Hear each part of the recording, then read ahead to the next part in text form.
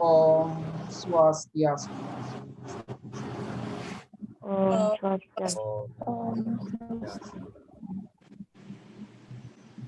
Nah, berkenaan dengan hal tersebut, kita akan awali dulu ya pembelajaran kita pada hari ini dengan melantunkan doa.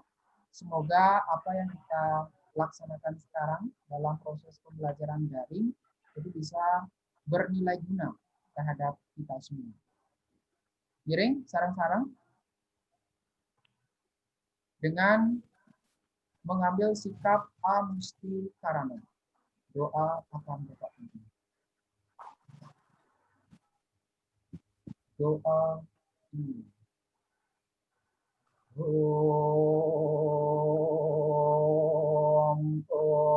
Satu Masatu Maya Masuma Jutir Maya Beriatior Amrtam Maya.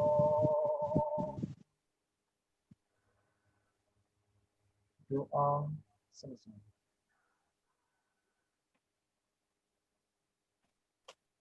Sekali lagi, semoga dengan media doa ini, dengan lantunan doa yang sudah kita lantunkan tadi, dapat memberikan manfaat dan vibrasi positif terhadap keberadaan kita dalam melaksanakan proses pembelajaran.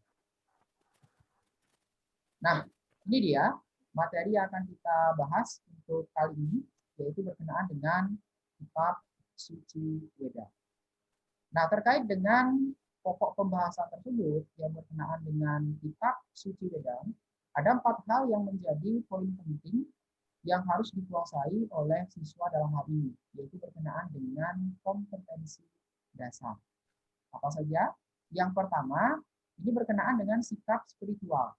Ya, siswa mampu menghayati ajaran kitab suci Weda sebagai tuntunan hidup. Itu berkenaan dengan bagaimana sikap spiritual daripada siswa itu sendiri dalam hal untuk menghayati daripada ajaran agama Hindu yang tertuang dalam kitab Weda. Salah satunya tadi yaitu dengan mengaturkan doa, ya, dengan mengucapkan doa pangan jali. Itu salah satunya, ya, salah satu bentuk penghayatan daripada seorang siswa terhadap apa? Ajaran agama Hindu yang terdapat dalam kitab Weda. Nah, kompetensi yang kedua, berperilaku disiplin dalam mengamalkan ajaran kitab suci Weda sebagai tuntunan hidup. Ini berkenaan dia dengan sikap sosial. Ya. Yang ketiga, ini berkenaan dengan aspek pengetahuan. Ya.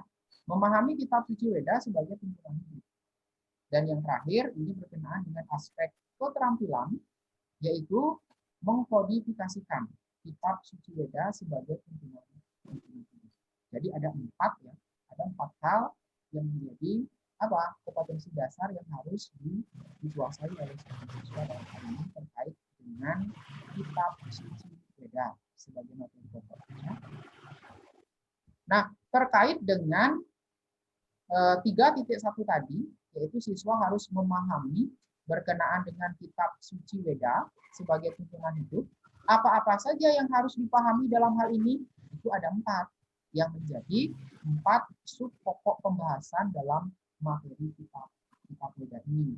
Ya, yang pertama itu berkenaan dengan pengertian Weda. Ya, apa sejatinya Weda itu? Ya, yang kedua itu berkenaan dengan pokok-pokok ajaran Weda. Ya, napi sujatine inti dari Weda itu. Apa substansi dari ajaran Weda yang menjadi kitab tuntunan hidup kita? Lalu yang ketiga berkenaan dengan kodifikasi atau pembagian Weda. Dan yang terakhir berkenaan dengan nilai-nilai yang terdapat di dalam kitab Weda. Jadi ada 4 ya yang menjadi bagian daripada materi pokok kitab Weda itu sendiri. Sudah? Nah, sebelum kita beranjak terhadap pembahasan 4 pokok pembahasan ini, Bapak ingin bertanya kepada kalian ini. Ya.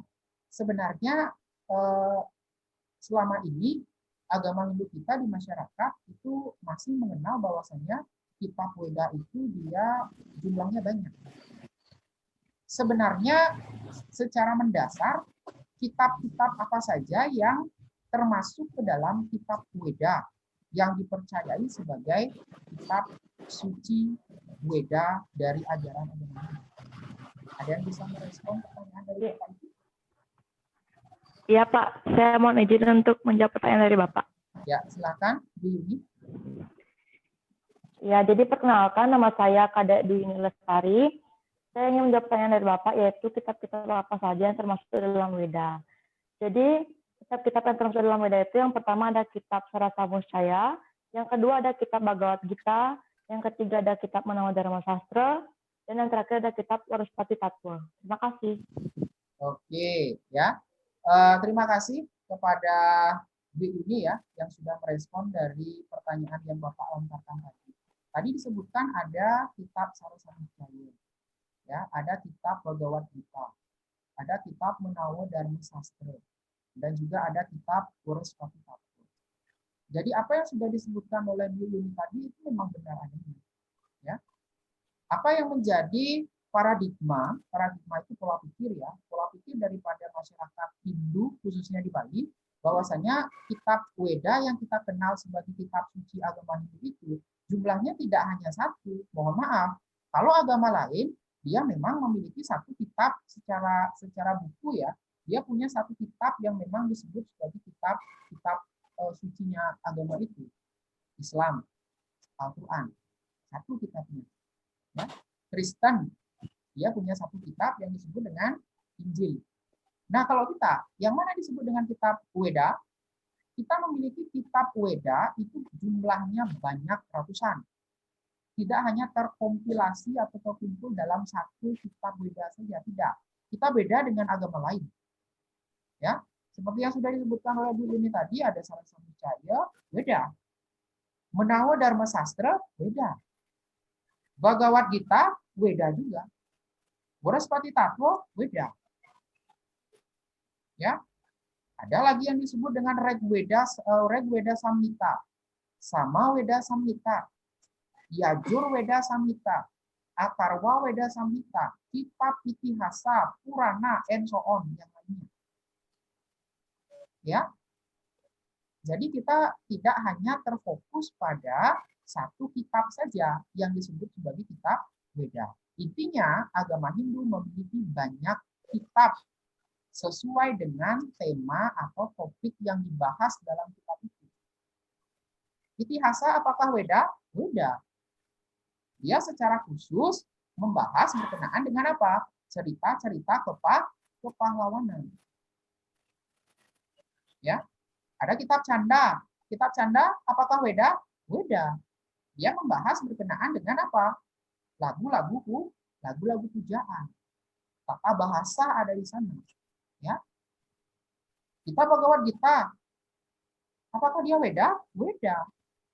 Dia secara khusus membahas tentang apa? Membahas tentang karma yoga. Ya, karma yoga itu apa? Ajaran berkenaan dengan melaksanakan pekerjaan atau perbuatan secara tulus ikhlas. Ya, jadi kitab-kitab Weda itu dia tersendiri. Ada yang membahas ini, ada yang membahas itu. Ya, jadi secara kuantitas, secara jumlah kita memiliki banyak kitab Weda. Jadi tidak hanya satu saja. Bapak rasa kalian paham ya dengan penjelasan Bapak tadi? Paham ya berkenaan dengan apa yang sudah Bapak jelaskan tadi. Jadi agama Hindu kita itu memiliki banyak kitab Weda sesuai dengan apa yang dibahas dalam kitab Weda. Nah, itu ya, itu sedikit ilustrasi dulu berkenaan dengan yang mana sih yang disebut dengan kitab Weda. Apakah Bhagavad Gita itu Weda? Weda. Ya. Apakah Sarasa Muscaya itu Weda? Weda.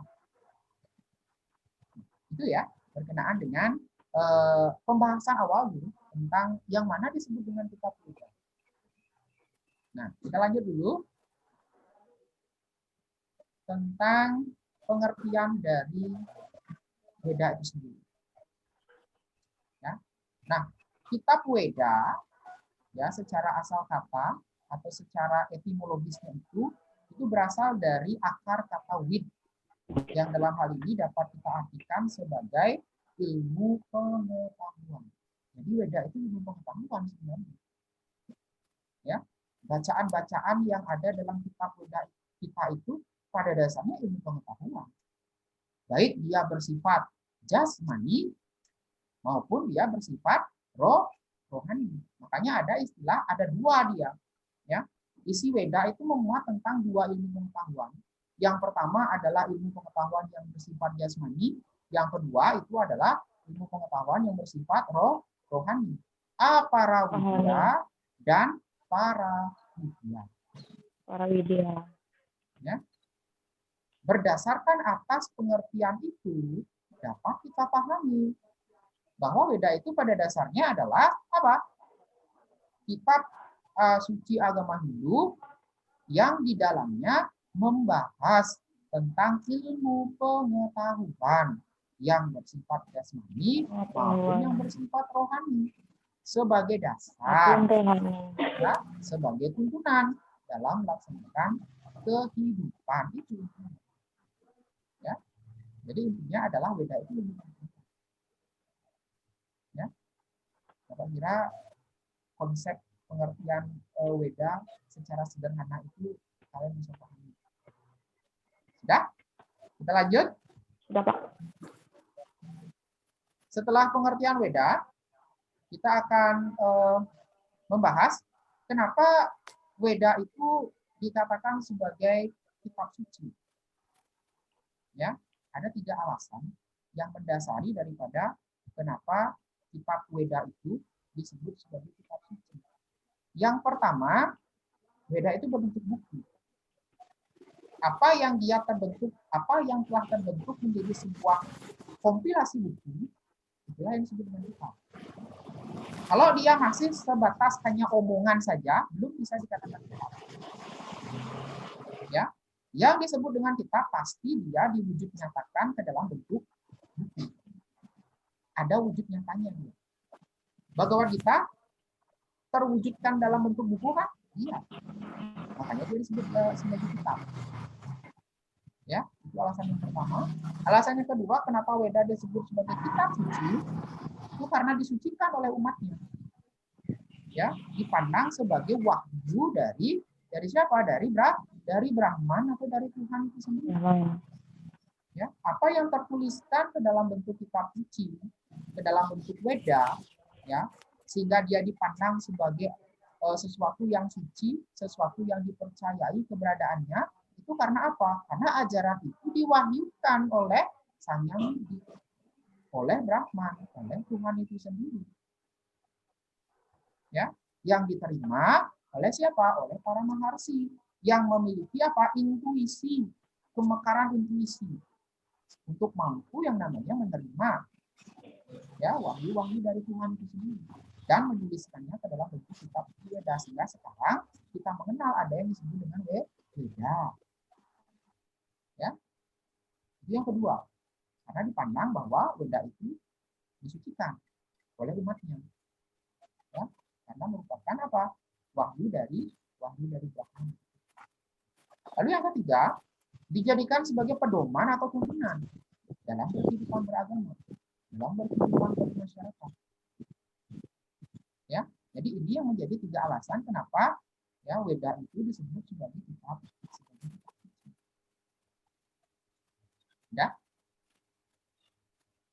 Halo, bisa dipahami? Bisa, Pak. Bisa, Pak. Bisa ya? Bisa, Pak. Nah, sekarang kita lanjut dulu. Yang akan kita bahas sekarang selanjutnya itu berkenaan dengan substansi. Apa itu substansi pokok-pokok ajaran yang terdapat dalam ya. Nah, ajaran yang pertama itu berkenaan dengan tuntunan hidup manusia. Ya, Weda itu pada intinya adalah memberikan dasar, ya, memberikan landasan dalam hal apa kepada manusia, dalam hal bagaimana dia mampu untuk memanage, mengatur dirinya. Dalam hal apa? Dalam hal berhubungan dengan Tuhan. Ya, hubungan manusia dengan Tuhan bagaimana? hubungan manusia dengan sesamanya bagaimana, ya, hubungan manusia dengan lingkungan bagaimana. Itu yang diatur dalam Weda. Ya, makanya ada ajaran Trisambil, ada ajaran Kramadisembah. Ini kan salah satu tuntunan yang ada dalam kitab Weda kita untuk menuntun manusia agar harmonis hubungannya dengan siapa? Dengan Sang Yang Widi. Ada ajaran Trikaya Parisuda. Ya, 3 tingkah laku yang disucikan. Manacika, kayika, wacika. Berpikir yang suci, berkata yang suci, berperilaku yang suci. Hal itu dilakukan untuk apa? Agar kita bisa harmonis dengan sesama manusia. Itu ada dalam Weda. Ini sebagai tuntunan. Ajaran ini dijadikan sebagai landasan. Ya. Lalu ada yang disebut dengan ajaran Buta Hita. Buta Hita itu apa? Tidak membuang sampah sembarangan, tidak menebang pohon sembarangan, menebang pohon tapi melakukan kembali penanaman kembali atau yang disebut dengan reboisasi. Itu kan bentuk-bentuk daripada perilaku manusia untuk mampu yang namanya apa? Menjaga hubungan yang harmonis dengan lingkungan. Ya. Jadi ini yang diatur. Jadi intinya adalah ajaran-ajaran yang ada dalam Weda itu dia dasarnya adalah sebagai tuntunan. Tuntunan apa? Tuntunan hidup bagi manusia agar manusia itu kualitasnya lebih tinggi lagi. Ya, kualitas hidupnya. Itu yang pertama. Nah, yang kedua, ajaran Weda relevan sepanjang zaman. Relevan dalam hal ini artinya apa? Sesuai. Ya, ajaran Weda dia bisa menyesuaikan dengan bagaimana kondisi yang ada pada saat itu. Kalau saya andaikan bahwa ajaran Weda itu adalah sebongkah bola karet. Kalau dia digelindingkan di pasir, maka pasir itu akan menempel di sana. Ya, di bola karet itu. Kalau bola karet itu digelindingkan di lumpur, maka bola karet itu akan dilumuri oleh lumpur. Ketika dia digelindingkan di batu kapur yang warnanya putih, maka serpihan-serpihan batu kapur itu juga akan melekat di sana. Artinya apa? Bahwa ajaran agama Hindu itu mampu yang namanya menyesuaikan sesuai dengan zamannya pada waktu itu. Ajarannya bisa menyesuaikan dengan keadaan zaman. Ya, jadi itu berkenaan dengan pokok-pokok ajaran Weda. Ada 2. Selanjutnya, nah sebelum kita ke pokok-pokok ajaran Weda, ya dalam hal ini pada dasarnya ajaran kitab suci Weda kita itu dapat dibedakan menjadi 2. Ya, nah sekarang kita akan membahas berkenaan dengan pembagian atau kodifikasi daripada Weda itu sendiri. Apa saja yang merupakan bagian-bagian dari kitab Weda? Yang pertama ada yang disebut dengan kitab Sruti. Yang kedua, ada yang disebut dengan kitab Smriti. Kitab Sruti intinya adalah kitab Weda yang disusun itu berdasarkan atas kebenaran secara langsung, ya, oleh para orang suci atau para risi. Lalu yang kedua, ada yang disebut dengan kitab Smriti. Ya, kitab Smriti ini adalah kitab lanjutan dari kitab Sruti. Ya, kitab Smriti ini dia membahas berkenaan dengan penjelasan dari apa yang terdapat dalam kitab Sruti. Itu intinya, ya, bahwa Weda dibedakan menjadi 2. Weda Sruti, Weda Smriti. Weda Wahyu, Weda penjelasan atau Weda tambahan. Ya, itu intinya. Sekarang kita akan membahas bagian yang pertama berkenaan dengan kitab Sruti. Seperti yang saya katakan tadi bahwa kitab Sruti itu dia membahas tentang wahyu Tuhan. Ya. Di mana dalam hal ini pembagiannya dibedakan menjadi 3. Ada kitab mantra seperti yang sudah ada di tayang layar ya. Kitab mantra, kitab Brahmana, dan yang ketiga itu adalah kitab Upanishad. Kalau yang pertama kitab mantra itu memuat dia berkenaan dengan bait-bait pujaan. Dia dibedakan menjadi 4. Jadi disebut dengan Catur Weda Samhita. Ada Rig Weda, ada Sama Weda, ya, ada Yajur Weda, dan juga ada Atharwa Weda. Ya, itu isi daripada kitab mantra. Ya. Lalu selanjutnya bagian yang kedua, ada yang disebut dengan kitab Brahmana atau disebut juga dengan kitab Karmakanda. Kitab Brahmana ini dia menghimpun berkenaan dengan doa-doa untuk upacara yajna. Ya, pembagiannya sama seperti kitab mantra, dia terdiri atas 4 bagian. Ya, kitab Brahmana untuk Rigveda, kitab Brahmana untuk Samaveda, kitab Brahmana untuk Yajurveda, dan kitab Brahmana untuk Atharva Veda. Ya, dia dibagi menjadi 4 berdasarkan atas pembagian yang terdapat dalam kitab mantra. Bagian-bagian dari masing-masing itu apa? Sudah saya cantumkan di layar ya, bisa kalian baca di sana. Ada Aitareya Brahmana dan Kaushitaki Brahmana. Itu merupakan bagian dari kitab Brahmana untuk Rigveda Samhita. Lalu yang kedua ada Tandya Brahmana, itu untuk yang Samavedanya. Yang Yajurvedanya itu ada Taittiriya Brahmana dan Satapatha Brahmana. Dan yang terakhir itu ada yang disebut dengan Dvapatha Brahmana. Itu untuk Atharva Vedanya. Ya. Nah, yang terakhir sekarang ada kitab Upanishad atau yang disebut juga dengan Jnana Kanda. Dia membahas berkenaan dengan teori-teori ketuhanan. Kitab Upanishad ini. Karena dia membahas teori-teori ketuhanan, maka dia lebih menitik beratkan terhadap ajaran-ajaran atau jnana. Tidak ke praktek. Kalau tadi kitab Brahmana, dia lebih kepada praktek. Karena apa? Karena kitab Brahmana ini membahas tentang doa-doa yang dilaksanakan saat upacara yajna. Makanya dia disebut dengan karma. Karma itu perbuatan. Sedangkan kalau kitab Upanishad, Jnana Kanda, itu dia lebih kepada apa? Pengetahuan, ajarannya. Tentang apa? Tentang ketuhanan. Dan disebut juga dengan teologi. Pembagiannya juga sama, dibedakan menjadi 4. Kitab Upanishad untuk Rigveda, untuk Samaveda, untuk Yajurveda, dan untuk Atharva Veda. Ya. Lanjut ke bagian yang kedua, berkenaan dengan kitab Smrti. Nah, kitab Smrti tadi, ya, itu saya jelaskan berkenaan dengan kitab Smrti sebagai kitab apa? Penjelasan atau sebagai kitab Veda tambahan. Apa saja? Dia dibedakan menjadi 2. Yang pertama, itu ada yang disebut dengan kitab Vedanga atau batang tubuh Veda. Ya. Kitab Vedanga ini bagiannya itu ada yang pertama siksa atau fonetika. Dia membahas tentang tata cara dalam mengucapkan mantra. Ya. Yang kedua Wyakarana, itu berkenaan dengan tata bahasa. Yang ketiga Canda, tentang lagu-lagu pujaan. Yang selanjutnya ada Nirukta, itu tentang tafsiran terhadap kata-kata dalam Veda. Lanjut ke Jyotisa. Ini membahas berkenaan dengan ilmu perbintangan atau yang disebut dengan astronomi. Ya. Lalu yang terakhir berkenaan dengan Kalpa. Kalpa ini adalah tata cara melakukan yajna. Ya, membahas tentang bagaimana prosedur atau tata cara dalam melaksanakan upacara yajna.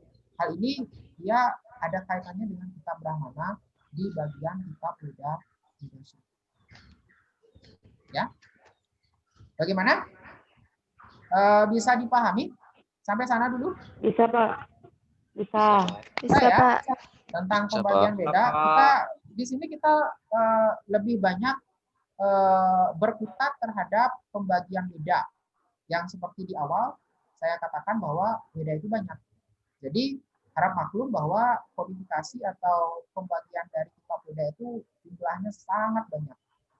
Ya, jadi pembagiannya juga banyak. Ya. Nah, itu bagian yang pertama dari kitab Smrti, ya, yaitu kitab Vedanga. Yang kedua, kitab Upaveda. Ini Veda tambahan. Ya. Dibedakan menjadi beberapa kitab. Yang pertama Itihasa. Mungkin Itihasa tidak tidak asing ya kalian mendengar istilah ini karena filmnya di Antv itu ada. Salah satunya adalah berkenaan dengan film Mahabharata. Ya, Itihasa itu dia membahas tentang bagian dari kitab Veda yang membahas tentang cerita kepahlawanan. Ada 2 kitab di sini. Ada Ramayana ada Maha Mahabharata. Itu itihasa. Ya. Lalu yang kedua, nah untuk itihasa ya, berkenaan dengan itihasa ini untuk bagian yang pertama tentang kitab Ramayana, dia dibedakan menjadi 7 bagian yang disebut dengan Sapta Kanda, ya, seperti yang pembagiannya seperti yang sudah ada di slide ya, dari Bala Kanda sampai dengan Utara Kanda. Nah, untuk yang bagian kedua Mahabharata. Mahabharata ini dia terbagi menjadi 18 bagian yang disebut dengan Astadasa Parwa.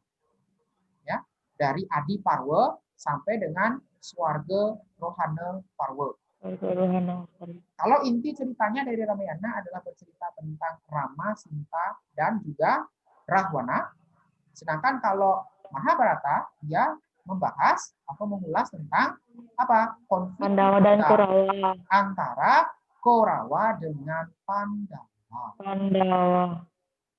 Ya, itu bedanya dari segi isi ceritanya saja. Tapi kalau dari apa namanya konteks ceritanya sama, apa namanya menceritakan tentang cerita. Lalu yang kedua berkenaan dengan masih dalam kitab apa namanya Upaweda, bagian yang kedua itu ada Purana. Purana ini dia menceritakan tentang cerita-cerita kuno, tradisi-tradisi kuno, ya, yang dahulu itu dilaksanakan di India. Jadi dia berkutat terhadap cerita kuno atau tradisi-tradisi. Ya. Yang ketiga itu ada yang disebut dengan Arta Sastra. Ini ilmu pemerintahan, ilmu politik, ilmu tata kelola politik atau pemerintahan. Di sini disebut juga dengan Niti Sastra atau Arta Sastra. Ada juga yang disebutkan dengan Dandaniti. Ya. Yang keempat Ayurveda. Ayurveda ini membahas tentang ilmu kesehatan dalam Hindu. Selanjutnya ada Gandharwa Weda. Gandharwa Weda ini itu membahas berkenaan dengan ilmu seni budaya. Ya. Dan yang terakhir ada yang disebut dengan Danu Weda. Ini berkenaan dengan ilmu persenjataan. Nah, jadi itu yang termasuk ke dalam bagian-bagian dari kitab Weda. Cukup banyak ya tentang pembagian daripada kitab Weda itu sendiri. Nah, sekarang dari sana beranjak dari penjelasan itu, setelah kita tahu sekarang apa saja yang termasuk ke dalam kitab Weda, ya, pembagian daripada kitab Weda yang jumlahnya sangat banyak begitu. Sekarang yang harus kita ketahui adalah nilai-nilai ajaran apa saja yang termuat dalam kitab Weda itu. Ya. Nah, itu yang menjadi pembahasan kita untuk topik pertemuan kita pada hari ini yang terakhir. Nilai-nilai dalam Weda. Ya. Yang pertama, nilai ketuhanan, pasti. Dalam ajaran agama yang tertuang dalam kitab sucinya, pasti dia memuat tentang ajaran ketuhanan. Karena berbicara tentang agama, pasti menyangkut pautkan dengan Tuhan. Ajaran ketuhanan pasti ada dalam Weda. Seperti apa? Salah satunya, seperti yang sudah kalian lihat di layar, ya. Itu saya ambilkan salah satu sloka yang ada dalam kitab Atharwa Weda, bab 10, sloka 23. Ya. Nah, untuk kali ini saya mencoba untuk melantunkannya, ya. Jadi kalau ada bentuk sloka seperti ini, maka cara melantunkannya adalah dengan logo. Ya.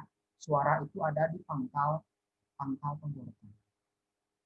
Sambil kita belajar ya, sambil menggending, sambil melajak, sambil menggending. Ya. Coba didengarkan dulu ya.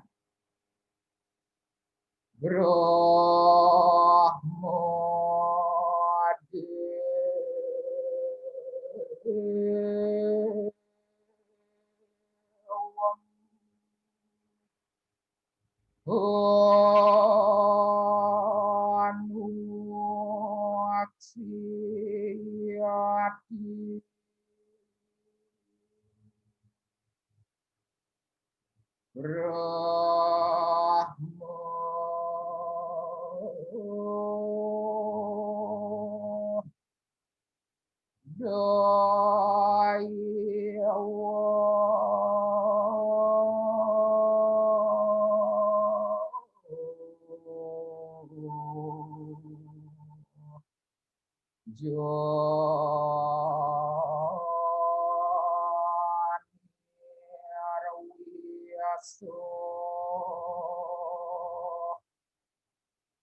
Brahmeadom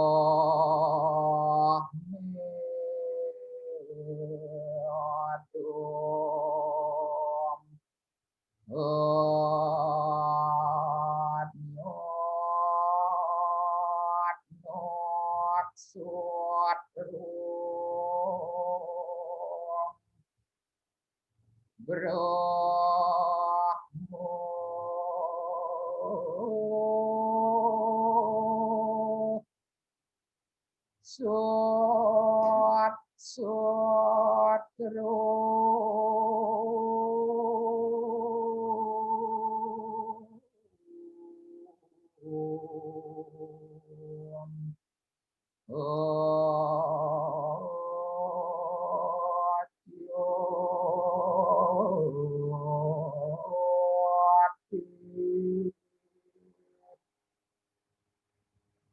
Jadi seperti itu, salah satu lantunan dari ya kitab Weda kita yang dilantunkan dengan cara niroga.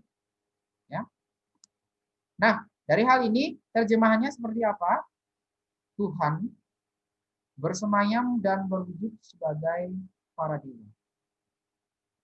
Tuhan bersemayam pada media-media suci. Tuhan abadi dan ia adalah pelindung. Nah, dari salah satu sloka yang kita kutip dari Atharwa Weda, maka dapat kita lihat di sini ada nilai ketuhanan yang tersirat di dalamnya. Nilai ketuhanan seperti apa? Bahwasanya di sana disebutkan bahwa Tuhan itu bersemayam di masing-masing ciptaan. Ya, bahwa Tuhan itu dia meresapi daripada ciptaan. Jadi keberadaan Tuhan itu tidak terpisah dari ciptaannya. Dia ada di dalam diri dari ciptaan itu sendiri. Contohnya siapa? Manusia. Di dalam diri manusia ada siapa? Yang menjiwai daripada tubuh manusia? Tuhan. Atma. Atma. Ya. Atman itu siapa? Sejatinya Atman itu adalah percikan terkecil dari Brahman atau Tuhan. Itu secara tidak langsung apa? Bahwa Tuhan itu meresapi dari segala ciptaannya. Kita manusia ciptaan Tuhan. Ya. Jadi di sini sudah jelas ya, bahwasanya nilai ketuhanan yang dimaksudkan di sini salah satunya yang terdapat dalam kitab Atharwa Weda itu adalah dikatakan bahwa sifat Tuhan itu meresapi ciptaannya. Salah satunya adalah manusia. Di mana dalam diri manusia ada percikan terkecil dari Brahman itu yang disebut dengan Atma. Ya, itu nilai yang pertama. Yang kedua, nilai kejujuran atau nilai kebenaran. Kalau sudah berbicara tentang agama, pasti kita akan berbicara tentang dua hal. Benar salah, ya, jujur tidak jujur, baik buruk. Nah, berkenaan dengan nilai kejujuran atau kebenaran ini, salah satunya dalam Atharwa Weda juga, dalam bab 14, sloka 1, itu disebutkan di sana tentang Satyana Utabita Bima, Suryane Utabita Diayuh, Reta Aditya Istanti, Divi Soma Adi Srita. Ya. Om Satyana Utabita Bhagim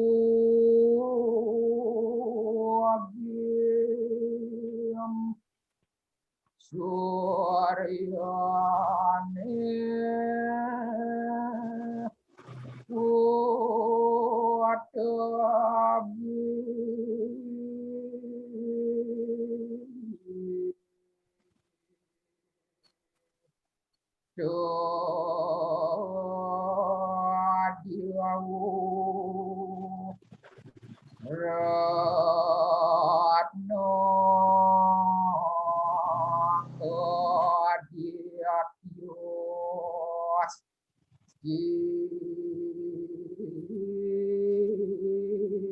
Astanti Dewi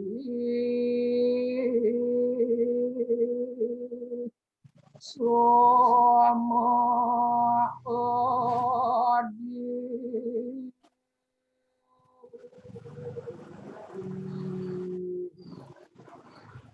Sri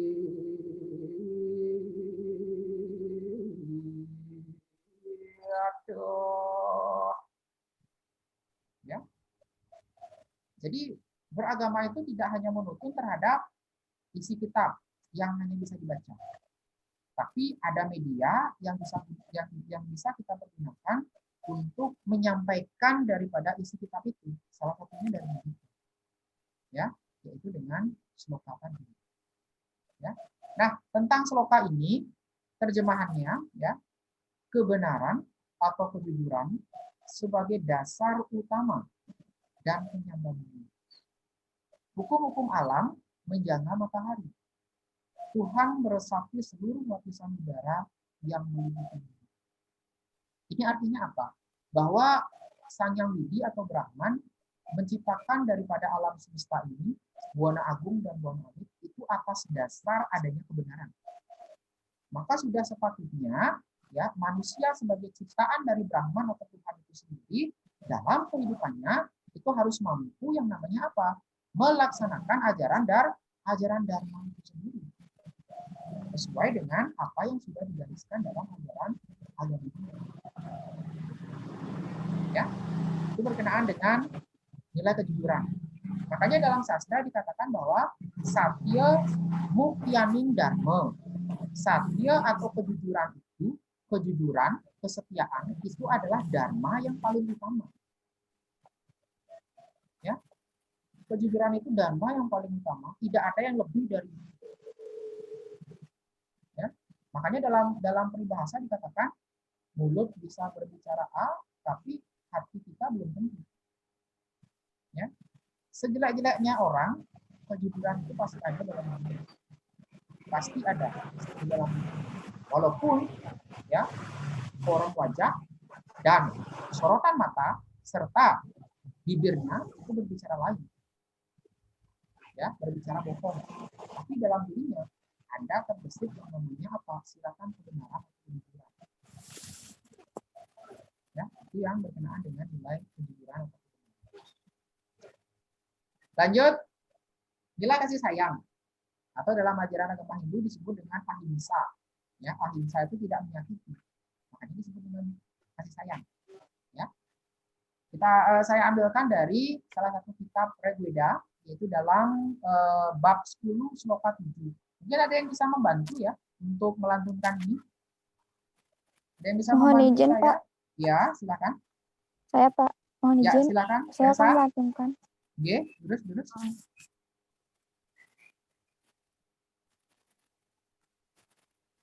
Mono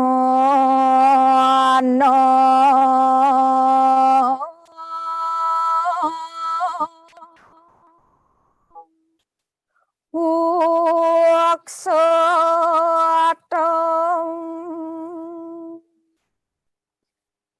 Huatamo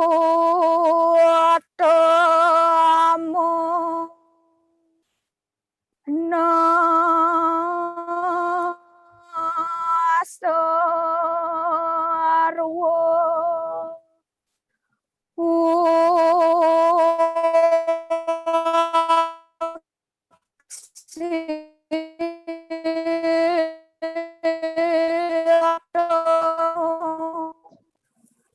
Wahai engkau manusia, janganlah menyakiti sesama makhluk. Terima kasih. Oke. Sudah sangat bagus ya. Lantunan dari Ersa tadi berkenaan dengan sloka 1 baris yang ada di layar berkenaan dengan nilai kasih sayang.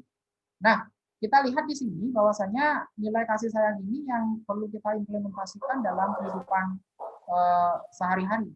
Ya, kita mengenal adanya konsep Tattwam Asi. Aku adalah kamu adalah aku. Artinya apa? Bahwa kita semua ini sama. Kenapa kita sama? Karena dalam diri kita itu dijiwai oleh yang namanya sumber yang sama, yaitu Atman itu sendiri. Atman asalnya dari siapa? Dari Brahman atau Tuhan. Jadi sejatinya kita nak paduh, kita sama, hanya wujud atau casing kita aja yang berbeda. Ya, ada nih seleman, gitu. Ada nih putih ya, ada nih mancung, tumuhnya. Ya, ada yang rambutnya lurus, ada yang rambutnya ikal, ada yang rambutnya agak pirang, ada yang tinggi, ada yang pendek seperti saya ya, ada yang cebol, casingnya aja yang berbeda. Ya, secara esensial kita sama. Makanya ada dalam Weda, dalam kitab Chandogya Upanishad dikatakan bahwa Tatwam Asli kita sama, paduh. Ya, apanya? Sumbernya sama, dari Brahman, dari Tuhan.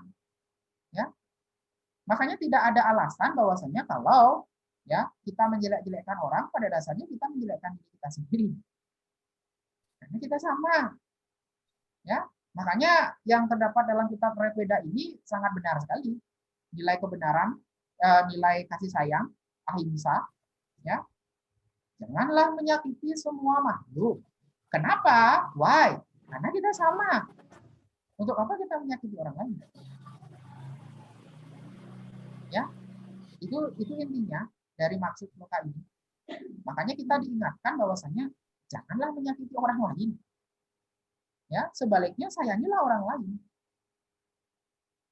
Ya, itu berkenaan dengan nilai kasih sayang. Intinya di sana ada ajaran reformasi. Ya. Selanjutnya nilai ketekunan. Ya, rajin. Nah, dalam hal ini Kertame Medaksina Haste, Jayo Meswaya Ahita, Jogit Buyasang Aswajit, Danam Jayo Hira Nyajit. Yang artinya dalam hal ini adalah intinya ya, bahwasanya ketekunan itu akan membawa hasil berupa kejayaan bagi seseorang. Di mana orang itu tekun, di sana orang itu akan berhasil. Di mana orang itu rajin, di sana ya keberhasilan akan menghampiri orang itu sendiri. Ya, tentang sloka-sloka ini silakan kalian bertanya kepada diri kalian sendiri. Sekan gitu. Ya, orang itu rajin, orang itu tekun, orang itu ulet dalam kehidupan sehari-hari. Sekan dengan adanya hal tersebut orang itu akan berhasil. Ya, sekan nak total mencapai yang namanya kejayaan dalam hidupnya, keberhasilan dalam hidupnya, dengan dia melakukan ketekunan atau keuletan, kerajinan itu sendiri. Ya, ini sudah dilandaskan dalam ajaran agama berkenaan dengan hal dan itu sudah diatur. Nen rajin, ya pasti akan berhasil. Makanya di dalam arti dari kitab ini, dalam sloka ini, ketekunan, ya ada tekun, ada kejayaan. Ini dua hal yang nggak bisa dipisahkan. Makanya saya katakan tadi bahwa nyanyi tekun, dia akan berhasil. Di mana ada ketekunan, di sana akan bersanding keberhasilan. Ya, itu intinya ya, maksud daripada nilai ketekunan yang ada dalam sloka. Intinya seperti itu. Ya. Nah, jadi itu yang dapat saya sampaikan berkenaan dengan tadi pengertian Weda, ya, tentang pokok-pokok ajaran Weda, terus berkenaan dengan kodifikasi Weda, pembagian Weda, dan yang terakhir berkenaan dengan nilai-nilai dalam ajaran Weda. Ya.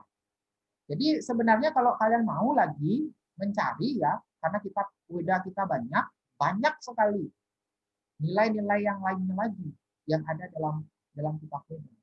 Nilai pengorbanan, ya, nilai ketulus ikhlasan, nilai kesucian itu ada kalau kalian mau mencari, mau lebih mengkaji dan menggali lagi ya isi daripada kitab Weda kita. Nah, sekarang tugas kalian adalah seperti yang sudah Bapak sampaikan pada pertemuan sebelumnya, ya, berkenaan dengan ini. Tapi sebelum Bapak memberikan sebelum memberikan tugas kepada kalian, ya, ini tugasnya harus disampaikan sekarang. Sebelumnya ada yang ingin ditanyakan? Bapak membuka mimbar diskusi bagi kalian terkait dengan apa yang sudah Bapak jelaskan tadi. Apakah ada yang kurang dipahami, ya, sehingga perlu kita diskusikan? Bapak persilakan. Mohon maaf Pak, Ya, izin bertanya. Ige, Budus. Perkenalkan, nama saya Putu Adika Yoga Priyasa. Ige. Saya ingin bertanya, mengapa dalam agama Hindu membutuhkan yang disebut dengan kitab suci? Terima kasih. Ya, salah satu pertanyaan yang bagus ya. Kenapa bukan agama Hindu saja sih ya? Agama lainnya pun sama. Ya, setiap agama pasti memerlukan atau membutuhkan kitab suci. Kalau kita disebut dengan Weda. Nah, kenapa? Itu sekarang yang menjadi pertanyaan. Ya, dalam kitab Bhagavata Purana dikatakan, ya, salah satu kitab Purana kita yang merupakan kitab Weda itu di bagian Bhagavata Purana itu dikatakan bahwasanya ajaran agama Hindu dijadikan pedoman dalam kehidupan. Itu intinya. Ya, ajaran agama Hindu yang tertuang dalam kitab Weda harus dijadikan pedoman dalam kehidupan. Sebelum dia mempelajari yang namanya kitab Weda, maka dia harus mempelajari yang namanya Itihasa dan Purana. Karena Weda takut dengan orang yang bodoh. Kalau kita mencermati isi sloka tersebut yang terdapat dalam kitab Bhagavata Purana, di sini kan sudah sangat jelas sekali bahwasanya kenapa kita memerlukan kitab suci yang disebut dengan Weda dalam ajaran agama Hindu, ya. Jelas jawabannya adalah agar ada apa? Tuntunan, agar ada pedoman yang kita jadikan sebagai bahan baku. Aneh benar tuh Ken. Yang baik itu bagaimana? Yang buruk itu bagaimana? Semuanya itu diatur dalam kitab Weda. Kalau tidak ada kitab Weda, kalau tidak ada kitab suci, apa yang bisa kita jadikan rujukan untuk menilai sesuatu itu bisa dikatakan baik menurut agama kita, menurut Weda, buruk menurut kitab ajaran agama kita. Ya, jadi intinya adalah kenapa agama Hindu itu memerlukan yang namanya kitab suci yang dalam hal ini kita kenal sebagai kitab Weda, agar ada ukuran yang dapat kita jadikan pedoman atau patokan tentang mana yang disebut dengan baik menurut Weda dan mana yang disebut dengan hal yang buruk, sehingga dapat kita jadikan sebagai apa? Landasan dalam berkehidupan, baik kehidupan secara mandiri, kehidupan sosial maupun kehidupan beragama. Jadi itu, Adika, bisa dipahami untuk Adika? Oke. Bisa Pak, terima kasih. Ya, sama-sama. Ada lagi yang perlu didiskusikan? Mohon maaf Pak, saya ingin bertanya. Ya, silakan. Perkenalkan, nama saya Madi Kusmawijaya. Saya ingin bertanya tentang kitab Upanishad. Inti kitab Upanishad berisi tentang aspek-aspek apa saja? Dan apakah memiliki keterkaitan dengan kitab sebelumnya, yakni kitab mantra dan Brahmana? Terima kasih Pak. Ya, sama-sama. Terkait dengan kitab Upanishad, ya, tadi saya sudah jelaskan bahwasanya Upanishad itu pada dasarnya dia berbicara tentang ketuhanan, tentang Tuhan. Teori-teori ketuhanan ada di sana. Makanya ada monoteisme, politeisme, panteisme. Monoteisme, paham yang mempercayai adanya satu Tuhan. Itu yang dibahas dalam Upanishad. Politeisme, percaya dengan adanya banyak Tuhan. Itu politeisme. Ya. Panteisme apa? Percaya dengan adanya benda-benda suci yang dipercaya dijiwai oleh Tuhan atau Brahman. Ya. Ketika kita berbicara tentang ketuhanan, maka sumbernya pasti dia dari Upanishad. Karena dia secara khusus itu membahas berkenaan dengan aspek-aspek atau seluk-beluk tentang apa itu Tuhan, siapa itu Tuhan, bagaimana itu Tuhan. Ya, itu intinya. Dan apakah kitab Upanishad ini dia memiliki korelasi, dia memiliki hubungan dengan kitab sebelumnya yang merupakan bagian dari kitab Smriti, yaitu yaitu kitab mantra dan kitab Brahmana? Iya. Kenapa saya bilang iya? Karena dalam hal ini pembagian daripada kitab Upanishad itu didasarkan atas pembagian kitab yang sebelumnya. Makanya ada kitab Upanishad bagian Rig-Veda. Ada bagian kitab Upanishad bagian sama Veda. Kitab Upanishad bagian Yajurveda. Terakhir Upanishad bagian Atharva Veda. Ya. Dan penyajian daripada kitab Upanishad ini juga disajikan ke dalam bentuk-bentuk bait-bait mantra.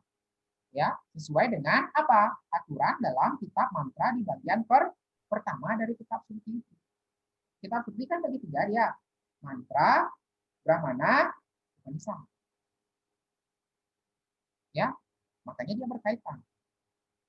Penyajian Upanishad itu dia mengambil daripada penyajian bentuk mantra yang ada dalam kitab mantra. Pembagiannya pun, ya, pembagian daripada kitab Upanishad itu dia mengambil daripada pembagian kitab mantra. Itu ya. Untuk Kusuma, ada yang mungkin ada yang belum dipahami? Sudah, Pak. Sudah ya? Oke. Ya, Pak. Semua atas pertanyaannya. Ada lagi yang perlu didiskusikan sebelum tugas? Ya, Pak. Ada? Pertanyaan, Pak. Ya, silakan. Ya, mohon izin. Sebelumnya, perkenalkan nama saya Nilo Putri Vacantika Putri. Saya ingin bertanya, Ya. terkait dengan Samaweda Samhita yang isinya tentang lagu-lagu pujaan, jika dikaitkan dengan pelaksanaan ajaran agama Hindu di Bali, apakah terkait dengan konsep Dharma Gita, Pak? Oke. Tentang Samaweda Samhita yang merupakan salah satu bagian dari kitab mantra dari kitab Veda Suci, ya, lagu-lagu pujaan. Sebenarnya kalau konsep Dharma Gita ya yang ada di Bali itu hanya di Bali saja yang ada istilah Dharma Gita. Dharma Gita itu kan lagu-lagu pujaan, lagu-lagu perorangan Hindu, ya. Kalau di India disebut dengan bhajan. Dharma Gita itu adalah pengejawantahan. Artinya apa? Bahwa Dharma Gita itu adalah penjabaran secara lebih lanjut dari konsep lagu-lagu pujaan yang ada dalam Samaweda Samhita. Gitu. Ya, makanya dia dikatakan ada kaitannya. Apa yang ada dalam isi daripada Dharma Gita yang ada di Bali itu mengambil ya atau mengadopsi dari apa yang ada di dalam kitab Samaweda. Seperti tadi sloka. Ya, sloka itu ada dalam Samaweda Samhita. Ya. Hanya saja di Bali itu pelantunannya itu disesuaikan dengan budaya kita. Kalau India kan beda dia. Bhajan itu beda dengan sloka kita di Bali. Ya, kalau tadi kita sloka kan suaranya di dalam, bergema di pangkal tenggorokan. Ya. Sedangkan kalau bhajan yang ada di India beda. Om Bhurbuva Swaha Tat Savitore Varenyam. Beda dia. Ya. Tapi dari segi inti lagu itu sama. Ya. Dari segi lantunannya beda. Gitu. Ya, makanya Bapak tadi mengatakan bahwasanya Dharma Gita sama Weda saling keterkaitan. Kenapa? Karena Dharma Gita ini adalah bentuk penjabaran dari apa yang terdapat dalam kitab Samaweda Samhita. Hanya saja pelantunannya yang berbeda. Ya, Eva paham nggih? Paham, Pak. Terima kasih. Iya, sama-sama. Ada lagi? Atau kita lanjut ke tugas? Mohon izin, Sudah, Pak. Saya ingin bertanya. Oke, silakan. Terkait silakan. dengan kitab Jyotisa yang berisi tentang ajaran perbintangan, bagaimana pelaksanaan dalam ajaran agama Hindu di Bali? Terima kasih. Ya, terima kasih pertanyaannya. Untuk Jyotisa tentang ilmu perbintangan ya, kalau kita di Bali berkenaan dengan ajaran Jyotisa ini, dia menyangkut tentang padewasan. Ya, biasanya kalau kita mau melaksanakan upacara besar, itu kan pasti munas pendewasa, ya, dewasa ayu. Dewasa ayu itu hari baik. Ya. Penentuan hari baik ini itu berdasarkan atas tata tata perbintangan. Ya, ada aturannya rasi bintang ini itu cocok untuk dewayatnya. Rasi bintang ini cocok untuk pelaksanaan dewayatnya. Ya. Jadi kalau kita kaitkan ajaran Jyotisa ini dengan ajaran ajaran agama Hindu kita di Bali, ya, Jyotisa kaitannya dengan ajaran agama Hindu kita di Bali itu berkenaan dengan ajaran daripada dewasa ayu itu sendiri. Ya, jadi dia secara khusus membahas tentang bagaimana caranya untuk mencari dewasa ayu yang kita kaitkan dengan pelaksanaan upacara ini. Paham ya? Oke, Pak, paham. Oke. Bapak kira cukup segitu dulu berkenaan dengan tanya jawabnya, mimbar diskusinya. Sekarang silakan Bapak kasih tugas kepada kalian mencari satu sloka dalam kitab Weda, ya, mencari sloka dalam kitab Weda, lalu kalian lantunkan, lalu kalian cari nilai apa yang ada di dalamnya. Ada yang ditanyakan dari tugas itu? Tidak, Pak. Tidak, Pak. Ya. Hanya 5 menit. Tidak, Pak. Hanya dalam waktu 5 menit.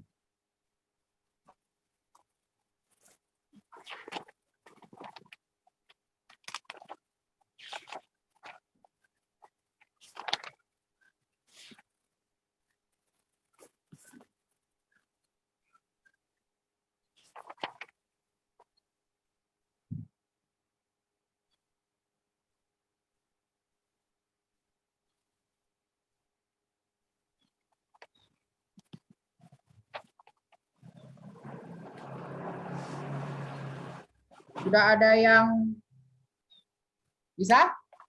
Ada yang menemukan dan mau mencoba untuk melantunkan? Saya, Pak. Ya, silakan Eva. Ya, Pak. Jadi saya akan melantunkan salah satu sloka, bab 3, sloka 8. Baik, saya akan memulainya sekarang. Iya.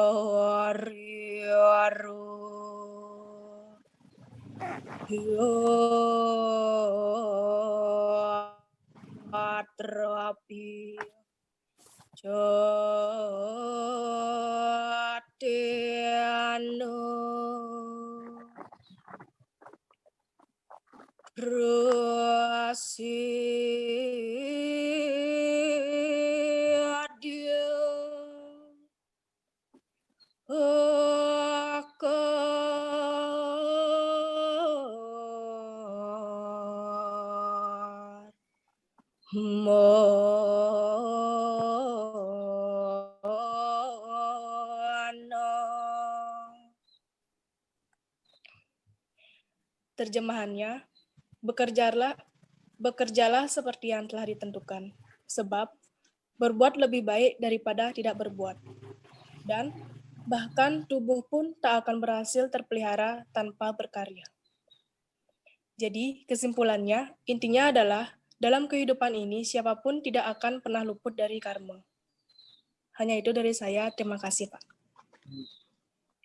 sudah sangat bagus sekali ya pemahaman untuk salah satu sloka yang dibawakan tadi. Jadi sloka yang dibawakan oleh Eva tadi itu adalah salah satu sloka yang termuat dalam kitab Bhagavad Gita, yang memang kitab Bhagavad Gita itu dia lebih banyak berbicara tentang karma, tentang perbuatan, tentang pekerjaan, tentang kewajiban dari manusia dalam hidup ini. Ya. Menyimak dari apa yang sudah dijelaskan tadi berkenaan dengan aspek terjemahannya, bahwasanya nilai yang dapat kita ambil dari sloka tersebut itu adalah nilai kewajiban daripada manusia dalam hidup, yaitu karma, nilai karma itu sendiri. Setiap orang, ketika orang itu masih bernafas dalam hidup ini, maka dia tidak akan bisa luput dari yang namanya kerja, perbuatan. Ya, sekalipun dia tidur, dia berbuat, karena nafas ini masih bisa bernafas. Bernafas itu berkarma. Jantung itu berdetak, itu berkarma. Sekalipun manusia itu pingsan, tapi detakan jantungnya kan masih. Ya, itu artinya apa? Bahwa ketika manusia masih ada, ketika hayat masih dikandung badan. Ya, ketika manusia itu masih yang namanya hidup, ketika Atman dengan badan kasar masih menyatu, maka tidak ada yang bisa luput dari yang namanya hukum kerja, hukum karma. Ya, jadi yang nilai yang menonjol dalam sloka yang disampaikan oleh Eva tadi, yang termuat dalam kitab Bhagavad Gita, itu menunjukkan nilai karma, ya, kenaan tentang kewajiban daripada manusia dalam hidup ini, yaitu apa? Berkarma sendiri. Tentunya harus dengan tulus, ikhlas atau lascami. Ya. Mungkin untuk pertemuan kali ini Bapak ambil satu saja dulu ya, untuk yang melantunkan daripada sloka yang ada dalam kitab Weda, karena kita terbatas dengan waktu ya, karena nanti setelah ini kalian akan mengikuti pembelajaran secara online dengan mata pelajaran yang lain, sehingga untuk pertemuan kali ini Bapak cukupkan dulu untuk pemaparan materinya dan untuk diskusinya. Dan ingat, untuk minggu depan kita akan lanjut lagi ya, tugas ini masih akan berlanjut berkenaan dengan melantunkan salah satu sloka yang terdapat dalam kitab itu, serta terjemahannya apa dan nilai apa yang terkandung dalam sloka tersebut. Ya, baik, seperti itu dulu berkenaan dengan ajaran Weda ya, yang sebagai kitab suci kita. Baik, untuk menutup daripada pertemuan kita pada hari ini. Halo, masih semangat nggak ini? Masih semangat? Masih Pak. Masih ya, oke. Karena habis ini kalian mata pelajarannya nggak ini, kan ada mata pelajaran lain, jadi harus tetap semangat. Ya, baik.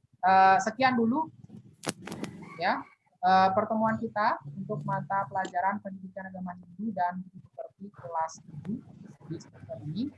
Dan Bapak akhiri, sebelum Bapak akhiri, mohon maaf apabila ada kata-kata yang tidak berkenan dalam penjelasan Bapak terkait dengan kitab ini. Ya. Dan satu pesan Bapak, belajar, kaji Weda secara mendalam dan secara komprehensif, karena dalam Weda terdapat nilai-nilai kehidupan yang sangat mulia untuk dapat kita implementasikan dalam kehidupan kita sehari-hari. Jangan menjauhkan Weda dari diri kita sendiri. Kalau bukan kita, siapa lagi? Karena kita adalah generasi ini. Ya. Baik, Bapak tutup pertemuan kita kali ini dengan mengaturkan Paramo Santi. Om Santi, Santi, Santi. Om. Sekian dan terima kasih. Sampai jumpa. Terima kasih, Pak. Terima kasih, Pak. Ya, sama-sama. Terima kasih, Pak. Terima kasih, Pak. Tetap 3M ya. Sama Pak. Iya, miring. Iya, Pak. Ya, Pak.